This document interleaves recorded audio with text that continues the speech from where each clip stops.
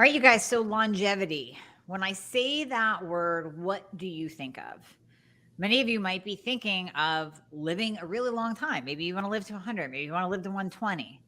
When I think of longevity, I personally think of living to, let's say, 85, like a badass rock star. I want to look good. I want to feel good. I want to perform good. I want my brain intact. I want my hormones balanced.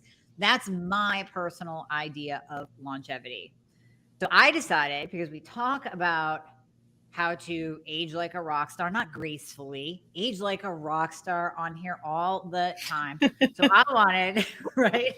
I wanted to bring on my dear friend, Dr. Stephanie Gray, because she has a blueprint for longevity. So let me tell you about her, and then we are going to get into just all kinds of good stuff today. So Stephanie Gray, Dr. Stephanie Gray, is a functional medicine provider who helps men and women build sustainable and optimal health and longevity so that they can focus on what matters most to them. We all want to do that. She helps women in midlife who feel like their bodies have betrayed them step back into their bodies by restoring optimal hormone levels so they can regain their sleep, their figure, mood, feel amazing once again. That's what we talk about on here all Mhm. the time. So I love it. I love it. She is known for keeping hormone replacement therapy sexy, safe, and effective. Ladies, we're going to talk about this today because you ask me all the time about hormone replacement therapy. We are going to break some myths down today.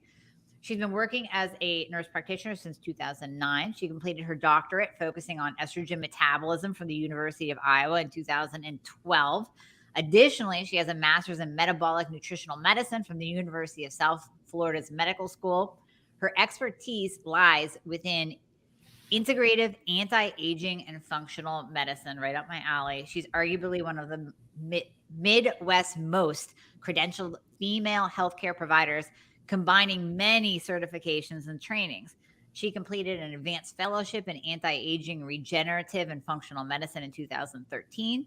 She became the first BioT certified provider in Iowa to administer hormone pellets in 2013. She's appeared on numerous podcasts, summits, TV interviews. She has written many things for My Body Green. She is the initial author of the FNP Mastery app and an Amazon best-selling author of her book, Your Longevity Blueprint. She's host of Your Longevity Blueprint podcast and co-founder of Your Longevity Blueprint Nutraceuticals with her husband Eric, and they enjoy spending time outdoors with their son William, which I see on Facebook all the time. He's so damn cute. They founded the Integrative Health and Hormone Clinic in Hiawatha, Iowa. So, Steph, thank you so much for being on here today. Thanks for welcoming to the show. That was an awesome intro. I want to age like a rock star too. I want to keep my hair and my brain and my vision and my bones, right? Right. I want to age like a rock star too. So let's get into it. That's the plan. That's the plan. So, you are a functional medicine practitioner, and my listeners hear me say functional medicine, conventional medicine, sick medicine, conventional medicine all the time. I've never given them a breakdown of the two. I complain about the one, but I never give them a breakdown. So, can you start off by just what is the difference between functional medicine and conventional? Yeah, I'll give you an analogy that I used in my book. I was trying to point. The feels weird to point because the camera's opposite of. I'm trying to move my finger. In my book, Your Longevity Blueprint. So it's all about building longevity, right? Building a healthy home or healthy body per se. So in the book in chapter 1, I kind of talk about the fireman versus the carpenter approach. So I would say sick medicine, unfortunately, right? Conventional medicine is more like the fire department. And there are two tools or an axe and a hose. And we need those tools to put out fires, right? To treat emergencies. This nation has an amazing urgent care, amazing emergency rooms, right? So if you get hit by a car, you have something big, bad, ugly happened, you have a fire, you need the fire department to put that fire out. And that's what conventional medicine is, but that's a little different from functional medicine.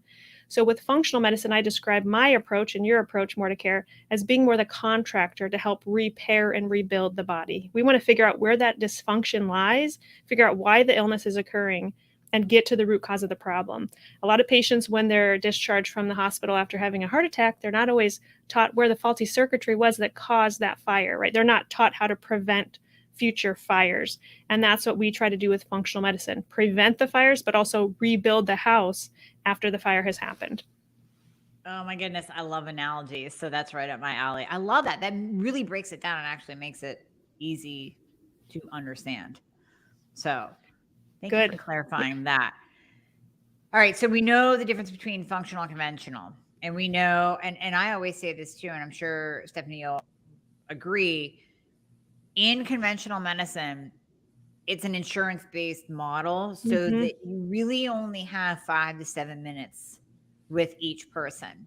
Yep. And that's where I personally am in my practice, and when I see get so frustrated because people will come in, they'll say, well, I'm going to try this doctor and I'm going to try that doctor. And it's still, you're still jumping into people that are really contained to that 5 to 7 minute visit. They can't go outside of that because they're already overbooked and double booked through the day, and they want to get home to their family at the end of the day too, not at 10 o'clock at night. Functional medicine allows for time. And, Mhm. and I think that's another big differentiation as well. Wouldn't you agree? Yeah, I mean, I would agree with you. I have patients who've seen lots of different specialists, and they could see GI, they can see a neurologist, they could see a cardiologist, right? And maybe they're only having to pay their copay or whatnot, but nobody's putting all the puzzle pieces together to figure out, well, maybe it was gluten sensitivity that caused not only the GI issues, but also the headaches and the palpitations and, like whatnot. I think functional medicine does a really good job of being the detective and taking the time to put all those pieces together. And that ultimately saves patients money and a heck of a lot of time. They shouldn't need to see various specialists when they're seeing a functional medicine provider. That is their specialist who can Right. hopefully connect the dots, whatnot. All the dots. Yep. Yeah. Yeah, exactly. So in your obviously on here, we talk a ton about hormones, Hmm. thyroid hormones. So where do hormones fit into your functional medicine analogy of functional medicine being like the contractor, and you're literally like building up a house? Yeah, so maybe I'll rewind a bit and explain that and then go on to hormones. So, within my book, what I was trying to do, kind of what you're trying to portray for your audience today, I was trying to make an easy analogy for them to realize like how they actually can repair and rebuild their body. And so, many of us know how to take care of our homes, right? We're making sure our plumbing's not getting clogged up. We take hair out of our drains. We might mow the lawn. We change our furnace filters. There are these things that we innately do to keep our house in good shape, right? So it's going to last us a long time and we're not going to have to spend more money on that house. But we don't always intuitively know what to do for our body. And so I thought, okay, well, if I teach patients through my own kind of health crisis, I had to figure out how to rebuild my body. And then I thought, let's map this out and share this with patients. So one of the chapters is all about the heating and cooling system of the home, right? Which I'm comparing to our endocrine system. That's where hormones fit in, right? You don't want to be cold all the time, have cold fingers and cold toes. You don't have hot flashes either. Right. So when I'm helping patients optimize that their heating and cooling system, I want them to think, okay, this is important in my home, but this is also important for my body. And then separately, I continue to do that through the book, comparing every organ system in the body to a certain aspect of the home. For instance, chapter 1 is all about gut health, and I know you talk about that on your show as well. You Mhm. can't build a house on a poor foundation, and you can't build full body health without a good gastrointestinal foundation. So I just start through the book helping patients know how they should be maintaining their homes, going organ system by organ system, aka kind of aspect of that home to aspect of that home. But heating and cooling system is chapter 6, and that's the one that I think we'll spend a lot of time on today. I like it. Oh, I love that you broke it down into like the chapters match the different components of the home. I love that. That's so cool. I wanted to Okay, make it so simple because honestly, functional medicine can sound really complex and really overwhelming. And okay. with functional medicine, I mean, you spend a lot of time on your show talking about the importance of comprehensive thyroid labs. And we're going to talk about labs today, I'm sure, with sex hormones. But there are labs for, I just want the listeners to know, there are functional medicine labs for every organ system in your body that your provider probably doesn't know about. Just like how your provider may not know the importance of optimizing T3 and looking at thyroid antibodies and reverse T3. Those are extremely important for this organ system, but there are functional medicine labs that can be ordered for every organ system in your body. They exist. You just have to find that contractor, that functional medicine provider, to order them for you. Yes, exactly. And then you have all the answers. All the Mhm. answers. So, all right, chapter 6, hormones. Let's fit those in. I like the heating and cooling system. So this is really where I'm talking about the adrenals. You talk a lot about that thyroid, right? And then ovarian and even testicular function for men.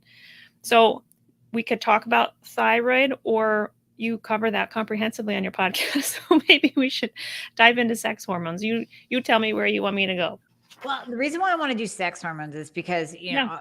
off camera, you and I talked about, and I mentioned this in the beginning, I get a ton of women mainly asking me about bioidentical hormone replacement therapy and is it safe? And they've already been, Yep. they've either heard from their friends that it's not safe, their doctor who is not updated on anything new in the research tells them that it's not safe, or even if they've already had cancer or breast cancer, they're so scared of anything hormonal. So I want to dive into hormones today because I think that's really, really important, specifically to touch on the safety, but we have to break down some things, some topics about hormones first.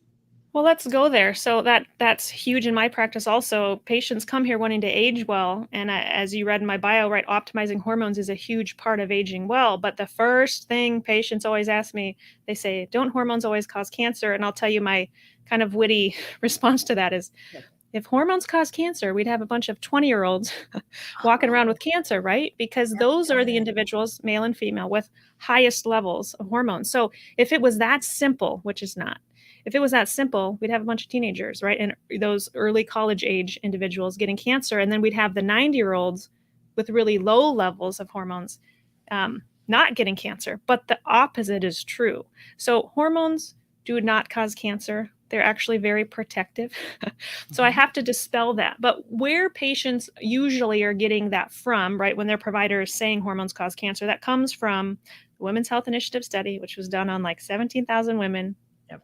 That did show an increased risk of cancer. However, I try to not replicate anything that was done in that study in my practice. So in that study, they used Premarin, which is pregnant mare's urine, so horse urine, which I want to take, and I'm sure your listeners want to take as well, things that are most natural, that are most easy for my body to absorb, right, digest, right, and then eliminate. And so when we're taking something that's synthetic, like pregnant horse urine, that has an entirely different molecular structure to our hormone receptor. So it's not going to fit in like a key fitting in a keyhole. That Premarin isn't going to fit into our estrogen receptors appropriately. And I actually have in my book in chapter 6, I have all of the molecular structures shown so they can see a synthetic estrogen, synthetic progestin, right, versus natural, and even for men, the testosterone.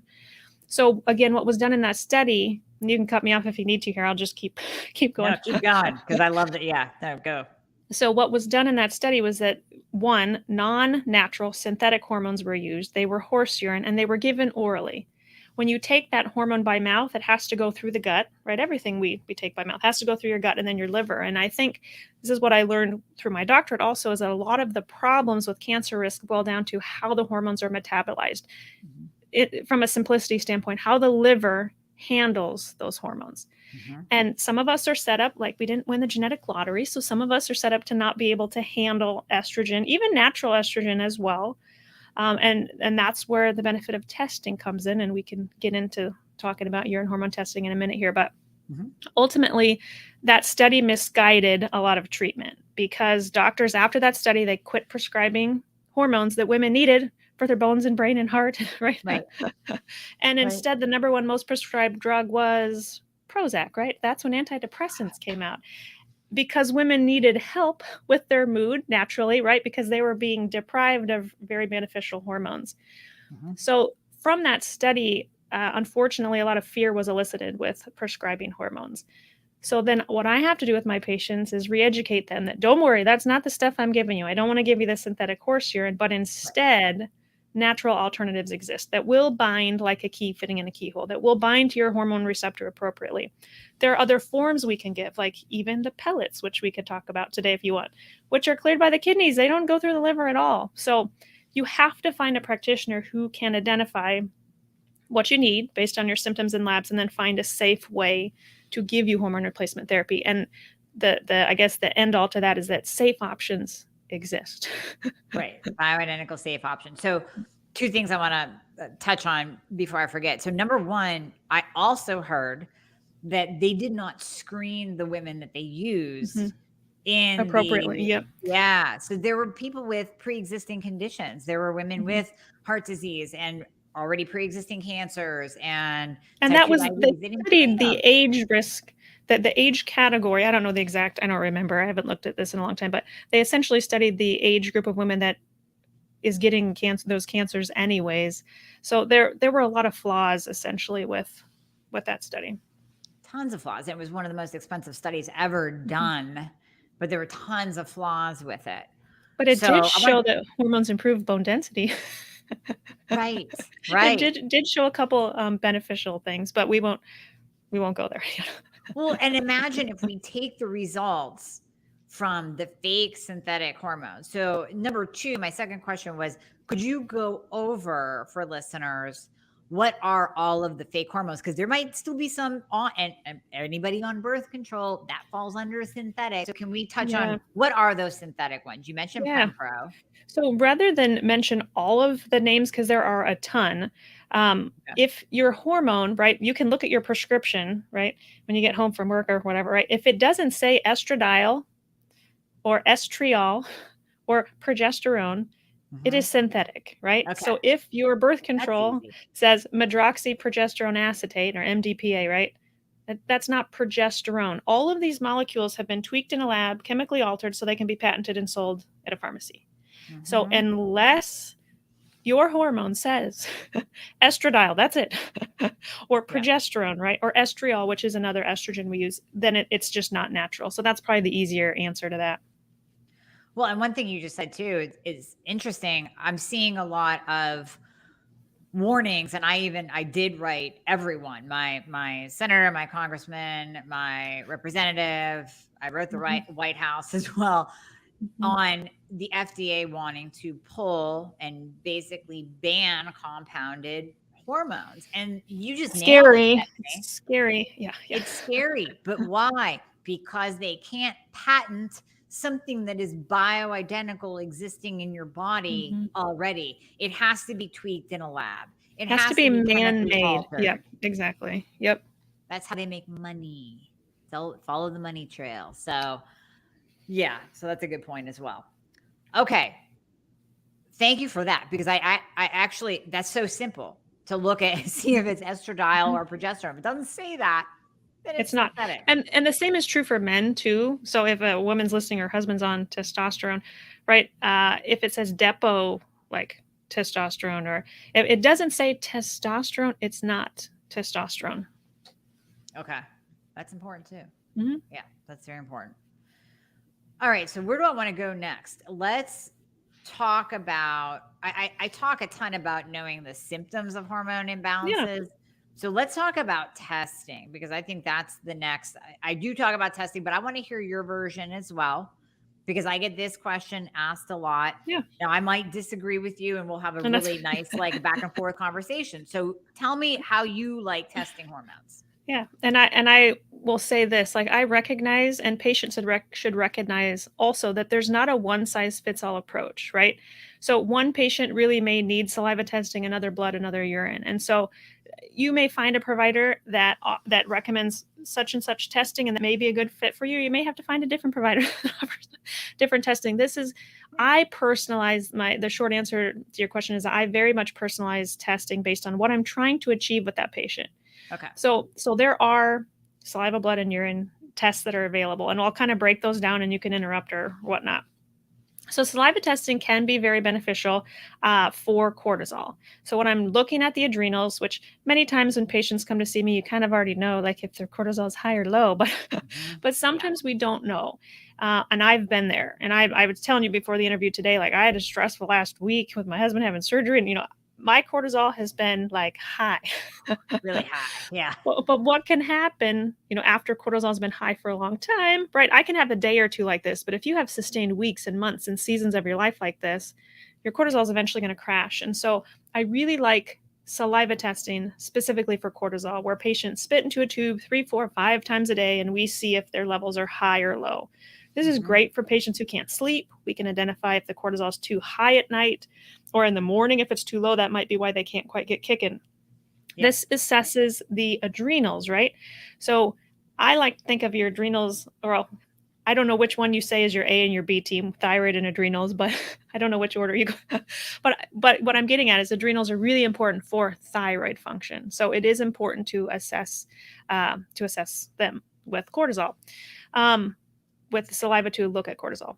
Saliva can also be beneficial for cyclical hormone patterns. So if I have a patient who is having, premenstrual migraines, or they're having migraines with ovulation or whatnot, and a young cycling woman who can do saliva testing every couple days through the entire month, that's a good way to assess what's happening, because they can log their symptoms along with labs for the full month. That's really tedious and it's hard to do for a full month. I've done it, but there's a time and place where I will use that. But usually for sex hormones, I do check blood, or I run urine testing. Mm-hmm. So a lot of your listeners may be in the perimenopausal or maybe even menopausal age range. I'm not sure. Right. If you are still cycling and your provider wants to run blood testing with you, it's really important, if they're especially wanting to get a progesterone level, which that's the first hormone to go. It's with stress, right? It's usually the first hormone we want to check. That needs to be checked one of days 19, 20, or 21 in a 28-day cycle. So about a week after ovulation. Yep. So we can do blood testing for estrone. I check estrone and estradiol. Me too. Because I see in a lot of patients, especially, I'm going to digress for a minute here, especially patients who come to me on oral estrogen. Even if they're taking estradiol, their estradiol may look beautiful, their FSH is great, but their estrone is 300, 400, super high, and their providers never, ever looked at that. So I do look at estrone and estradiol. Typically, estrone is going to be higher in the postmenopausal woman versus a premenopausal woman, but very important to check progesterone, testosterone. Sometimes I'll check DHEA and pregnenolone as well, especially in younger women who they may not be ready for hormone replacement therapy, but they would take a little of their pregnenolone or the DHEA. So blood testing is also excellent for thyroid, that you cover very comprehensively on your show. So there is a time and place for blood work, but it needs to be appropriately timed in a cycling women's cycle. For postmenopausal women, it really doesn't matter. Now, urine testing is my favorite, and we've alluded to a little bit of how the liver detoxifies or eliminates estrogens today, and you just simply can't see that in saliva or blood. So if a patient has endometriosis, which I have had, if they have fibroids and cysts and heavy bleeding, let's say they have history of breast cancers, or let me back up, not just breast cancers, but estrogen-related cancers, so ovarian, uterine, even colon, and the man, even prostate. Did I say breast, ovarian, uterine, prostate? What am I forgetting? And colon. So any of those cancers, if the patients are wanting to prevent future cancers or get rid of fibroids or whatnot, a lot of those cancers boil down to poor estrogen metabolism, which again, we then test in the urine. But again, this sort of testing needs to be timed appropriately. So in a woman who's cycling, same thing, one of days 19, 20, or 21. In a cycle, a 28-day cycle. Sometimes patients have longer cycles or shorter, and we need to adjust that date. But as you can see, there's value, in my opinion, with saliva, with blood, and with urine. Right. No, I agree. I'm going to back up. I totally agree with saliva and cortisol, 100%. Don't want really saliva with hormones, because I see all kinds of skewed results. I tested a male before with saliva, and his progesterone was like 2,000. I'm like, no, it's not right. It's very volatile, and it's very easy for that to get screwed up. But I reserve that for women who are cycling, who we really need to see what the heck is happening. You can do multiple blood draws in a month too. Sometimes here's my counter argument to why that can be valuable. So for some women, progesterone can be perfect day 19, right? When you check it, and then 3 days later it crashes, and that's when they're getting their headache. Now we can presume that's what's happening, but sometimes it's nice for patients, like my engineering patients, they just need to see it on paper. They need to see like exactly what's happening, what day of the month. So those are your spreadsheet patients. Those are the ones that come in. They got their Excel spreadsheet with their labs from like 2005. Exactly. But I don't do that testing very often. It's really not needed either. So. Yeah, no, I like saliva just for the cortisol, because that's really the way to get that accurate cortisol pattern through the day. Totally. And then blood. See, the reason why I guess I favor blood a little bit is more cost as well. Yep. Just Mhm. trying to save, you do your best with the blood, you try to save money. And the Dutch test, I agree with you. See, I'm 99.9% in agreement with you here. I agree with you on the Dutch test because of the methylation. Now with the Dutch, and Yeah. you can correct me if I'm wrong, but you can't use the Dutch if in determining the dosing of bioidentical hormones. Is that correct? So yeah, so there's a part two to the answer. So we were kind of first asking about testing. So if I want to obtain baseline levels, right? I can use any of the latter that I just mentioned. But once a patient's on hormone replacement therapy, then I would narrow in that answer. So, and you Okay. may agree or disagree or whatnot. So pellets. Pellets are my favorite way to boost hormones, specifically testosterone, estrogen in women. And most of the pellet companies recommend dosing based on serum or on blood work. Mhm. So that's what I use for pellets, period, right? Here's where we get a little more complicated. So I started doing pellets like 10 years ago. We're the first clinic in Iowa. We've done, I don't know, I've done like 5,000, procedures, a lot. We've done a lot of pellets. But before pellets, I was using a lot of what I knew was safe and effective, which wasn't oral hormones, more topical and then sublingual hormones. So, and I don't want to go down a huge tangent, but 10 years ago, even 15 years ago, there were a lot of different opinions on the best way to measure topical and sublingual hormone. And a lot of providers were using saliva testing, and your levels would just be skewed very high. And I totally disagree with that. So what I landed on through my fellowship training is that the best way to measure ongoing therapy for a patient who's on sublingual or even topicals is the urine hormone testing. So that's more where I reserve that for, because I have some patients who take sublinguals 2 or 3 times a day. They may peak and trough, and I want to see the total 24-hour load of that hormone kind of in the body. And so that's where, with my doctorate, I'm fascinated by the urine hormone testing just for the information that it gives us. So for topical and sublingual use, there are cases where I will do blood testing, but there are also cases where I'll do the urine hormone testing. But for pellets and for like oral progesterone, blood testing is by far the most commonly accepted and I'd say easiest to do. And yeah.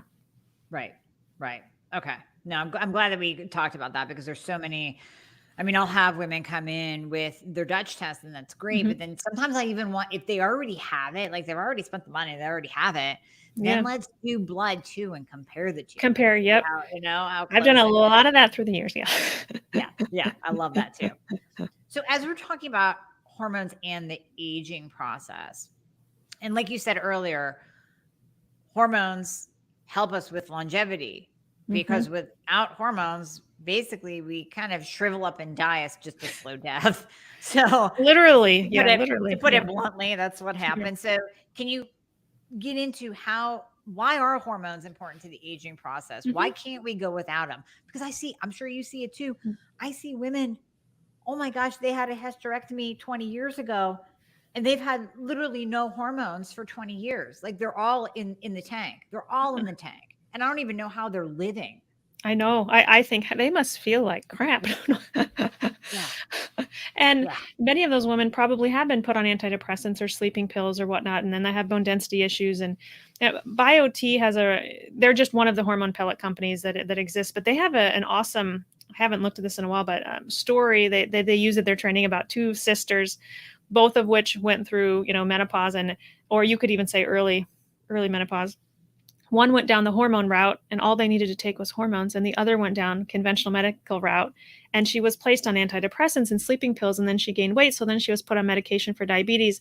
But then she needed an appetite suppressant because she had gained weight. And then her cholesterol was high, so then she was put on a statin medication, and it just, I don't remember the whole analogy, but you get my gist, right? Yep.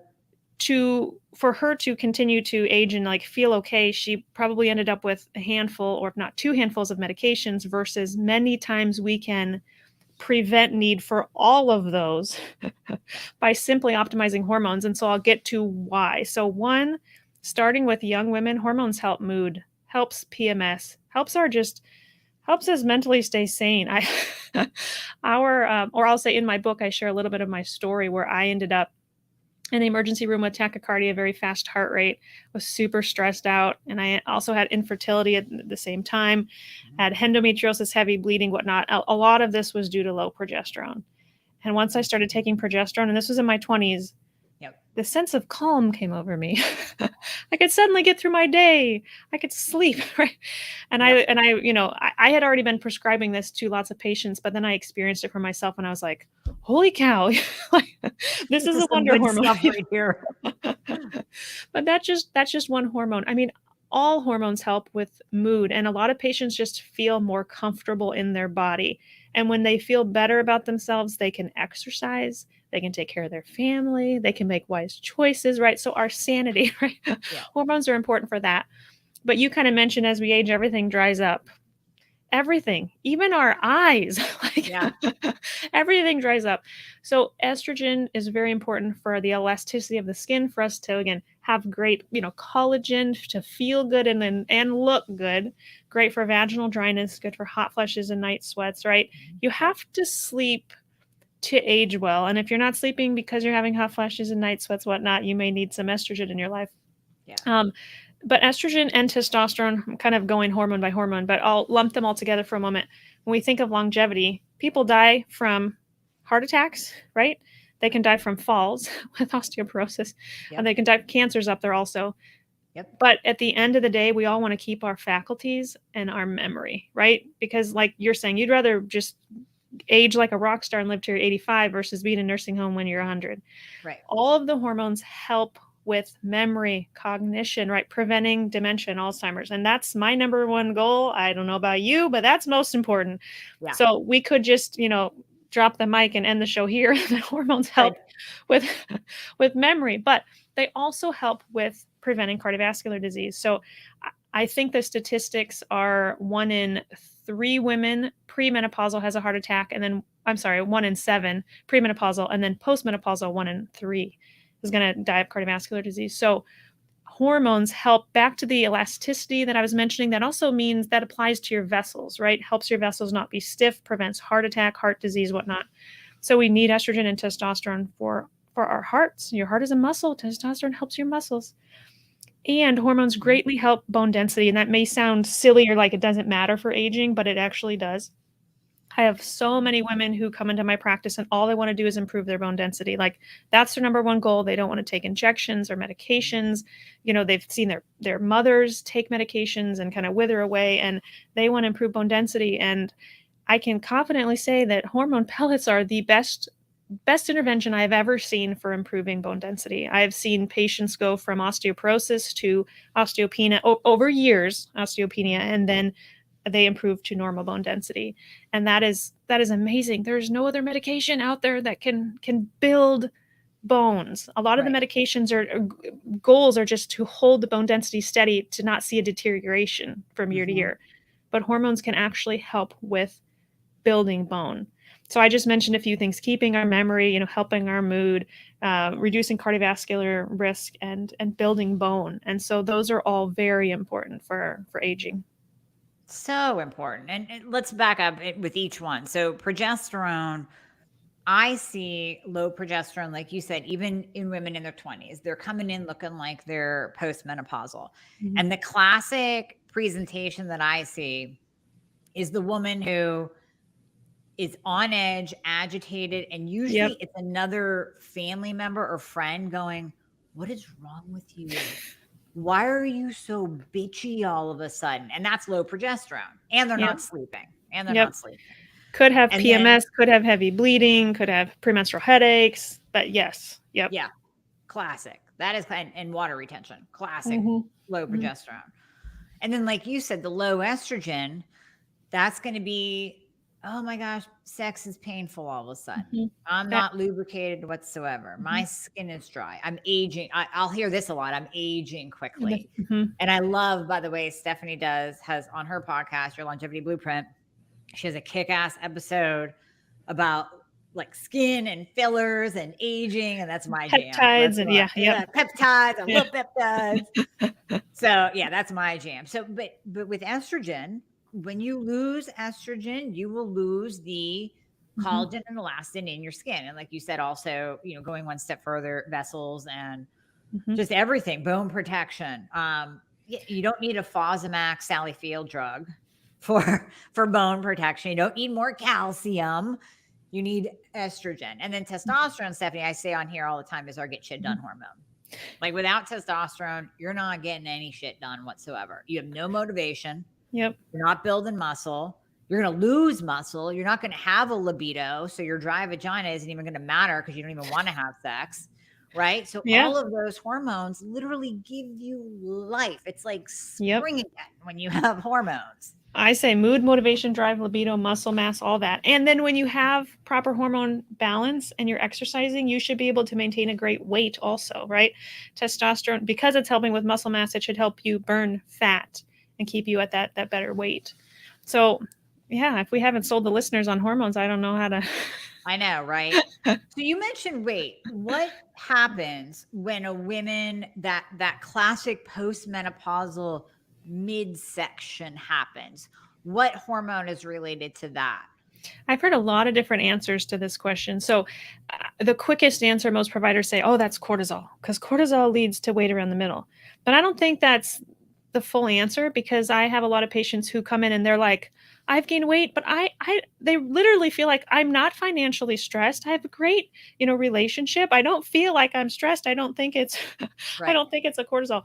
Now, thyroid could be a component of that, but I think the answer is so two or threefold here.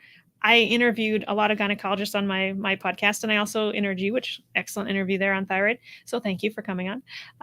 But most of the gynecologists' answer to that, believe it or not, they said that it wasn't necessarily one hormone that contributed. What they find is that the toxicity in those women has kind of reached its tipping point. So that throughout the years, the patient was getting by, but then suddenly they hit this kind of peak in toxicity, and the body will create fat or fluid to store toxins to protect the internal organs. So many times those women of that menopausal age, at least their answer was that it's not necessarily hormone imbalance, but it's probably that increased toxicity is driving that. Now the increased toxicity could be driving an estrogen dominance, lower progesterone state. Yeah. Right. So I think that answer is can't be simply that question can't be simply answered. I think there are multiple factors to that Right. And then answer. insulin resistance goes up and Totally, totally. yeah, Yep. it could be that as well. Okay. Yeah, I just wanted to Yep. touch on that because that popped in my Yep. head, that midsection. Yeah. So we talked about having a hysterectomy. Well, I brought that up because I get a lot of I have a Mhm. lot of women that had a hysterectomy, like I said, 20 years ago, and they've gone this long without hormones. Yep. So if someone had a hysterectomy, do they need hormone replacement? I know the answer to that, but I'm gonna let you answer that. So I'm going to say yes. Now, if they have a hysterectomy and they're 65, that's a little different from having it when you're 28. But I sadly also see so many patients come into my practice who've had hysterectomies in their 20s and 30s, and I'm thinking, I wish I could have, seen that patient and approached them from this functional medicine, standpoint or perspective that we talked about, because maybe we Mhm. could have prevented the need for the hysterectomy, but can't go back in time, only move forward. And so, yeah, if these patients want to keep their brains and their bones, yeah, they need hormone replacement therapy, natural hormone replacement therapy that's monitored by a provider who knows what they're doing. I early in my practice, I saw a woman, I want to say she was like 24. I mean, it was just ridiculously young. Yeah. And she had come to me, she had had multiple fractures. And I said, "This is weird, I'm surprised her provider hadn't brought a bone density on her." In her early 20s, she had osteoporosis. And then, of course, I said, this was like her first or second visit. I was asking her cyclical status. Well, she hadn't cycled. So we tested her hormones, and she was basically in menopause in her early 20s. And no doubt, in my mind, lacking those hormones had led to the fracture and the osteoporosis and the fracture. And I just think, had I not found that for her, what would have happened? How long would it have taken for somebody to actually find this problem? And so we replaced her hormones. She moved to like Colorado or something. She moved years ago, but she was feeling amazing. I saw her for several years and replaced her hormones at that young age because she needed them. Now there are ways to boost hormones naturally in young patients. Not everyone like has to take hormone replacement therapy, but if you've literally had the organs removed that produce the hormones, then yes, the easiest way is to take the hormones. If you still have your ovaries, we can give you herbs, supplements, nutrients to equip your body to make more hormones. But if you've had the hysterectomy, the short answer, actually that was the long answer, is that yes, you need replacement. So I do want to go into just the tips and the nutrients to Sure. help naturally with hormones, but Yeah. really quickly along your point that you just said, Yeah. it's the same thing I say about having a thyroidectomy. I mean, if you have a thyroidectomy, we have to give you thyroid hormone replacement therapy because you no longer have a thyroid that's making those hormones. So very similar to that, we remove your main system for producing hormones. Yeah, it would be a good idea to replace those because there's not enough natural things we can do to all of a sudden manufacture those hormones in our body to the appropriate levels. I mean, you might get a little bit because we know some, adrenals Right. but you're not going to get that much. Well, So to go back to my house analogy, so like when something's wrong with your furnace, you just remove it and then never replace it. Like, what about your plumbing? If something happened with your plumbing, would you just no? Like, you need all those components of the home. The same is true with our body. So I just wanted to come full circle with that analogy. Yeah. I love that. I love that. I might have to use that a couple times. So. I love that analogy. I love it. So what would you tell people, even if you just focus on like estrogen metabolism, what 3 tips and nutrients help boost that? Or if you want to go into all the hormones, have at Yeah. it.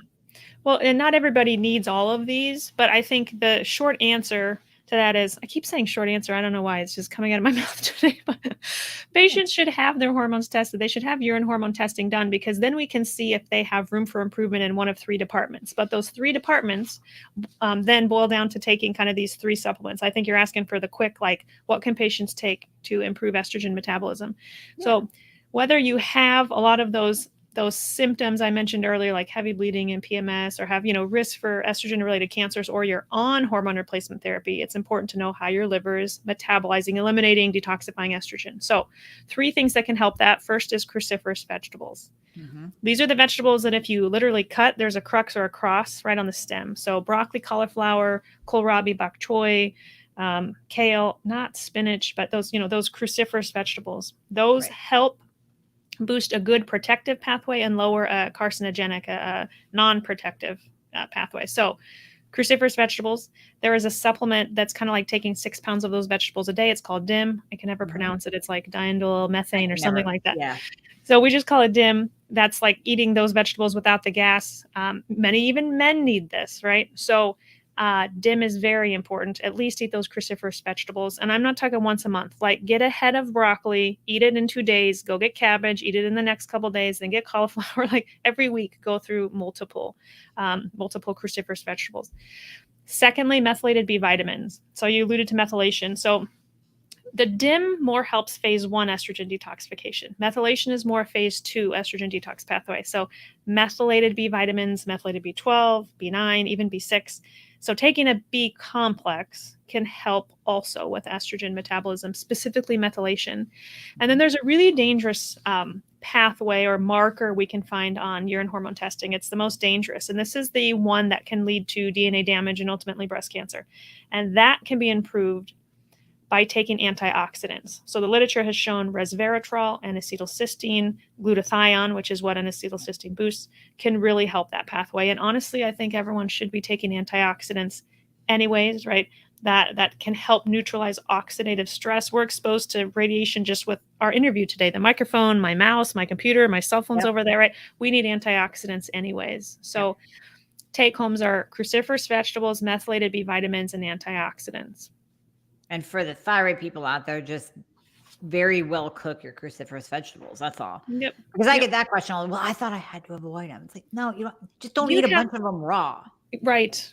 If you cook them, and I mean, you'd have to eat a lot of them raw to negatively impact the thyroid. But yeah, if you're steaming them, if you're cooking them, which most of us do anyways, you should be fine. I've never seen someone eat so many goitrogens that their thyroid tanked. Exactly. Personally, but yeah, it would really take a lot. It really does take a lot. Yeah. So to kind of wrap up this freaking amazing interview, I just love this. I mean, this is everything that my listeners and patients need to hear. And sometimes they need to hear from somebody else. Because if I repeat myself, they go, okay, yeah, we hear you say that all the time. It's nice to have somebody else say it too. Yep. So wrapping up, hormones, do they cause cancer? So we're going to break it. We'll go back to the Women's Health Initiative, synthetic versus bioidentical. No, synthetic hormones can cause cancer. And I should also have prefaced that question with natural hormones could also feed an existing cancer. So if someone had, an aggressive breast cancer, I'm not going to give them estrogen, even though estrogen doesn't cause breast cancer. I should have said that disclaimer. They could feed an existing cancer. But no, natural hormones do not cause cancer. Yeah. And I thought, correct me if I'm wrong, but I think Dr. Lindsay Berkson talks about this. There is a study out that shows that if you use estrogen for even 1 year, obviously you're probably going to want to use it more because of the benefits to your overall well-being.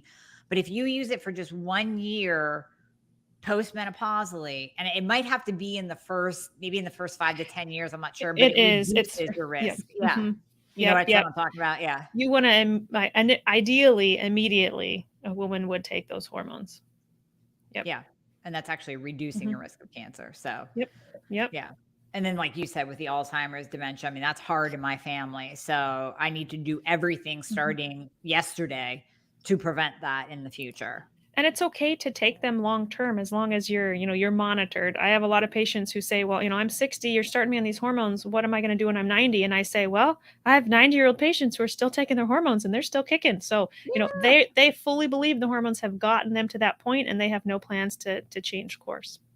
Absolutely. 100%. So you are giving our listeners some just amazing, amazing things. We'll have this all in the show notes for the podcast, but you're giving 10% off purchases at yourlongevityblueprint.com, including your book, Your Longevity Blueprint. My gosh, Steph, you're giving the instant download top 3 tips to boost your hormones naturally. And we didn't even really get into that today. So that's going to be extra little bonus back on, because this has been we're bringing you back on hands down. It might just be to talk about that, honestly. And then your ebook too. So tell us about your ebook, and then obviously your book, which I recommend everybody gets. Yeah. Well, certainly check out, I have 2 websites, yourlongevityblueprint.com, and then my clinic is ihhclinic.com. And you can learn more and read about DIM, the methylated B vitamins, antioxidants, all the things I talked about today. But my free ebook I created because many times when I lecture, I'm talking about how stress is our body's biggest hormone hijacker, right? And that's what it did to me. It robbed my body of progesterone. And so I thought, well, I got to put, all of my little stress management tips into a beautiful ebook. And so I talk about what stress does to your body, what it does to your hormones. I talk about supplements, kind of lifestyle changes, just ways to help your body better adapt to stress. And so you can find that. I don't even know if I have I think I gave you the link, yourlongevityblueprint.com/creating-resilience. Yep. That's amazing. You gave us so much. So we're going to put this, I'll post it in all of the, I'll post it in the show notes for the podcast when this releases. And then I will also put it on Facebook and YouTube so that they can grab that as well. Woo, Steph, we went over so much today. There's a couple questions that I'll throw out to you, and then I'll have to let you go.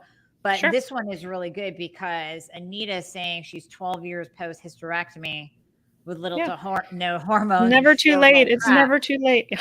Never too late. Yeah, I didn't know if there was a question for Anita, but I wanted to talk about that. Hope for a 65-year-old. You touched on that. What are pellets? I am taking Prolia shots. So can you, I'll let that be the last question. What's the difference between those two? Yeah, so Prolia is more an injection that's more impacting we'll say the immune system. But so can Prolia help? I shouldn't say no. Yes, it can help. However, it comes with lots of risks. And what I found in my practice is that even my patients who are on Prolia, they still opt for hormone pellets. So hormone pellets are almost like a little grain of rice or little skinny little Tic Tac. They're subcutaneously administered. So we numb patients up, lower back, upper bottom area. We make a little incision about the size of the tip of your fingernail. You're numb, you shouldn't feel a thing. And kind of like with the click of a pen, we just pop the pellets under the tissue. They're released over 3 to 6 months. So they're a very safe and effective and convenient, honestly, way to receive estrogen and testosterone. And some women only get estrogen, some only testosterone, some both. We haven't yet figured out how to administer progesterone that way. So we typically give progesterone orally. That is safe to be taken orally when it's natural. So pellets are just one form of hormone replacement therapy. Thank One you for route, I should clarifying say. that. Yeah. Yeah, no, and I like oral progesterone because it converts to allopregnanolone, Pregnenolone. and then that's neuroprotective as well. So yeah, Agreed. Totally. Yeah. Yep. Well, Steph, like I said, we're gonna have you back on because I can't believe I looked at the time. I was like, how are we almost at the end? This is crazy. So I will definitely have you back on here. This was fantastic, absolutely fantastic. I appreciate your time and your knowledge so much. Well, thank you for having me on the show. Absolutely, we will definitely have you back.